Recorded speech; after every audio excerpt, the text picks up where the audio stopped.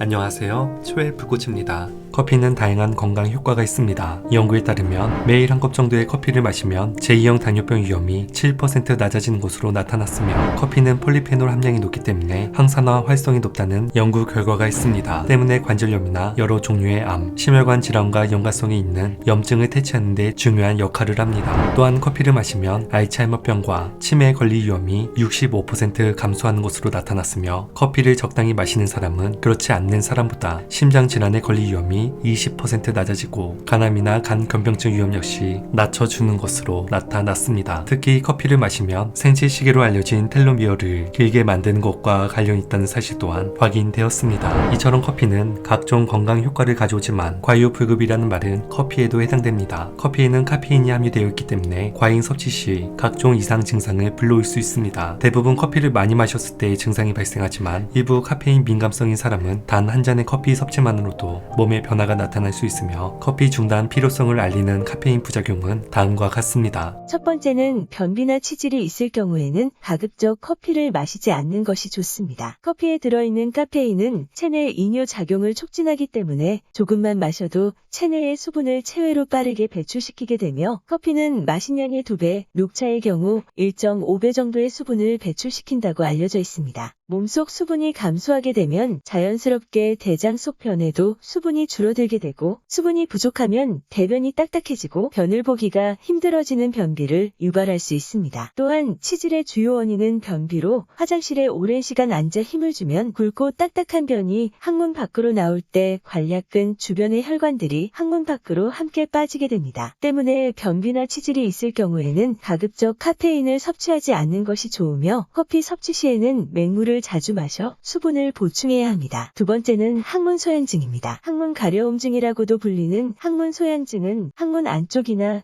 그 주변이 불쾌하게 가렵고 타는 듯 화끈거리는 질환으로, 원인은 음식이나 특정 약물이 원인일 수도 있고, 지나친 청결로 항문을 보호하는 기름막이 벗겨지면 세균이나 곰팡이 등이 잘 증식해 가려움증이 생길 수 있습니다. 특히 카페인을 과도하게 섭취하는 경우 알레르기 반응을 불러오거나 항문 주위의 피부를 예민하게 만들어 항문 소양증을 유발할 수 있으며, 카페인을 다량 섭취하면 항문 근육을 이완해 대변이 셀 수 있는데, 소량이라도 대변이 묻은 부위는 가려울 수밖에 없습니다. 항문 소양증은 관리하지 않으면 가려움, 급기 상처, 증상 악화의 악순환이 반복되기 때문에, 이때는 카페인이 함유된 음료나 개인에 따라 변비 혹은 설사를 유발하는 음식도 최대한 피해야 합니다. 세 번째는 일상적인 두통이나 편두통에 시달린다면 카페인을 피해야 합니다. 두통은 두피로 가는 혈류가 증가하여 혈관이 확장되면 뇌에 있는 신경이 압박을 받아 발생하는데, 이때 커피를 마시면 카페인이 작용해 늘어난 혈관을 수축시켜 두통을 완화하는 데 도움이 됩니다. 문제는 카페인이 거꾸로 두통을 부를 수도 있습니다. 카페인을 계속 섭취하면 뇌혈관이 수축되고, 이것이 지속되면 우리 몸은 이를 정상으로 인식합니다. 이때 카페인 섭취량을 갑자기 줄이게 되면 두피로 가는 혈류가 늘어나 두통이 발생하며, 이는 카페인 금단으로 인해 발생하는 두통입니다. 특히 주말에 쉴 때 커피를 마시지 않는 사람이 두통을 호소한다면 평일과 달리 체내 카페인 양이 갑자기 줄어 발생한 두통일 가능성이 큽니다. 때문에 평소 두통이나 편두통 환자는 습관적으로 커피를 마시지 않는 것이 좋으며, 마시더라도 하루에 2잔 이하로 제한하고, 두통 때문에 자주 카페인을 찾았던 경우라면 카페인이 들어있지 않은 진통제를 사용하는 것이 좋습니다. 네 번째는 불면증입니다. 사람의 수면은 뇌 속 솔방울샘이 담당합니다. 여기서 수면 호르몬인 멜라토닌이 분비돼 수면을 유도하는 것으로 알려져 있는데, 연구에 따르면 커피 섭취량이 많은 그룹의 솔방울샘 평균 부피는 섭취량이 그보다 적었던 중간 그룹과 적은 그룹에 비해 20% 이상 작았습니다. 또한 솔방울샘의 크기가 줄어들수록 수면의 효율이 감소하기 때문에 장기간 커피를 과다 섭취할 경우 솔방울샘에 영향을 미쳐 노년기 수면의 질이 나빠질 수 있습니다. 다섯 번째는 이갈이입니다. 커피에 들어있는 카페인은 수면 중 미세각성을 일으킵니다. 보통 깊은 수면 단계에서는 안구를 제외한 모든 근육이 마비되지만, 미세각성 상태가 되면 뇌가 깨어나 근육이 긴장하게 되고, 이 때문에 이갈이 증상이 더 심해질 수 있습니다. 연구에 따르면 이갈이 때 치아에 가해지는 힘은 의식적으로 최대한 깨물 수 있는 힘보다 50% 정도 더 강한 것으로 나타났으며, 이갈이는 치아를 손상시키고 부정교합과 턱 관절 장애를 유발할 수 있고,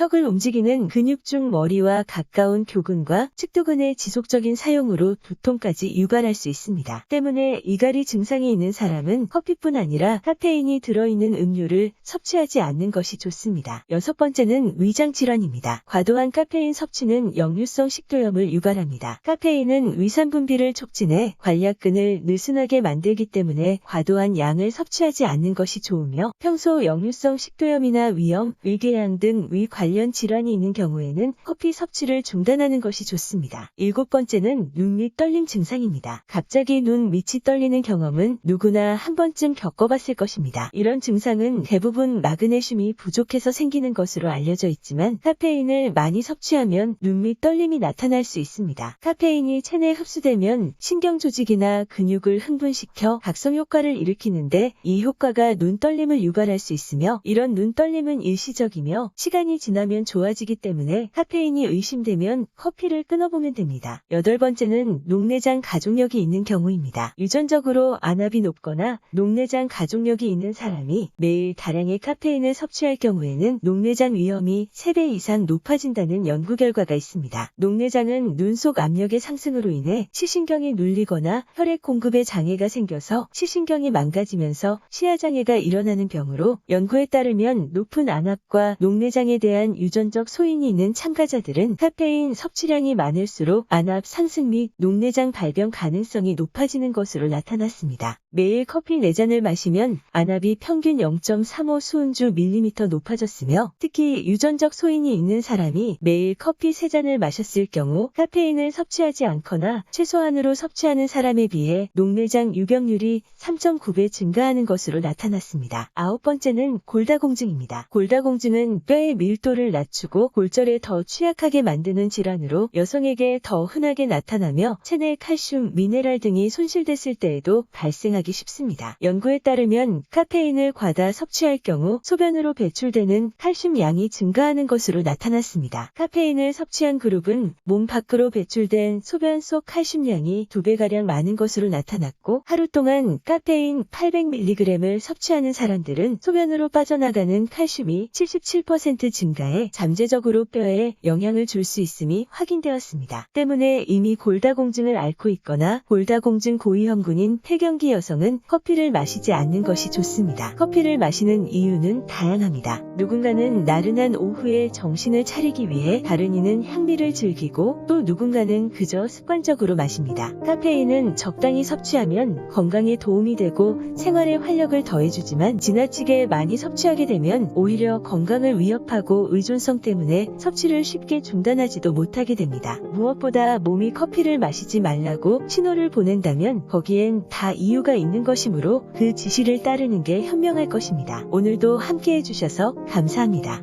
건강의 차이가 곧 인생의 차이다. 시청해주셔서 감사합니다. 행복한 하루 되시길 바랍니다.